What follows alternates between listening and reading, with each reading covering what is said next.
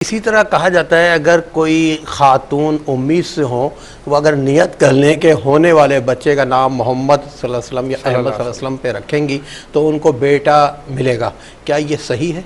देखिए, ये कोई ऐसी हदीस तो नज़र से नहीं गुजरी, लेकिन बुजुर्गान दीन से ये बात मनकूल है कि अगर बंदा नियत कर ले कि अल्लाह ताला मुझे जो औलाद अता फरमाएगा तो मैं उसका नाम मोहम्मद रखूँगा, तो अल्लाह ताला उसको बेटा अता फरमाता है।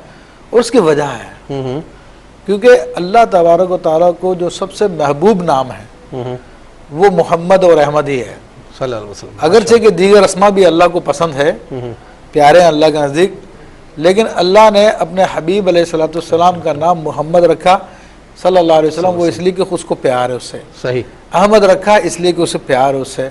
और यही वजह है कि अहादीस में जिस कदर फ़ज़ाइल इन दो मुक़द्दस अस्मा के आते हैं, किसी और के नहीं आते। हदीस शरीफ में आता है कि बरोज़ क़यामत अल्लाह तबारक व तआला दो आदमी को फरमाएगा जाओ जन्नत में जाओ। तो वो अर्ज़ करेंगे रब्बे करीम किस वजह से? काम ही ऐसा नहीं है, हमारे तो कोई ऐसे काम नहीं थे। कहा कि जिसका नाम मोहम्मद और अहमद उसको मैं जहन्नम में नहीं जलाऊंगा। सुभान अल्लाह। फिर हदीस शरीफ में आता है कि जिसका नाम मोहम्मद होगा अल्लाह तबारक व तआला उसको जन्नत में दाखिल फरमाएगा। सुभान अल्लाह। फिर उसकी फजीलत बताई कि इसमें क्या बुराई है कि किसी के घर में एक मोहम्मद हो, दो मोहम्मद हो, तीन मोहम्मद हो, यानी जो भी बच्चा पैदा हो रहा है उसका नाम मोहम्मद रखते चले जाएं।